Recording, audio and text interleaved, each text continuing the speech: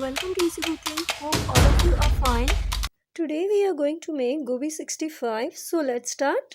I'm starting with the cleaning process. I'm adding a water and turmeric half teaspoon. So all the germs or insect that will be in it, florid, should be cleaned. After 10 minutes, I remove all the florids from the water. In a boiling water, add a teaspoon of salt and add all the florids to it and stir for only 2 minutes and then take out in a strainer and let it cool down. In a bowl, take 2 teaspoons of curd, 1 teaspoon Kashmiri red chili powder, half teaspoon turmeric, 1 teaspoon coriander, half teaspoon garam masala powder, 1 teaspoon ginger garlic paste, 1 teaspoon salt. Mix it nicely, then add all the florid to it and mix it well.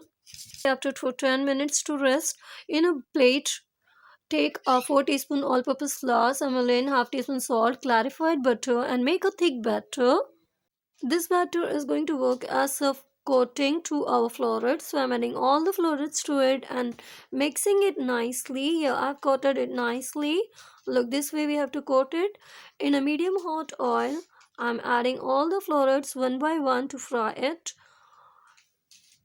The flame is on the medium. Here I fried all the florets. I'm keeping in a plate.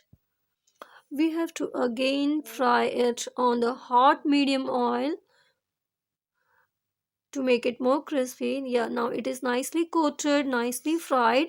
So we have to remove this in a plate.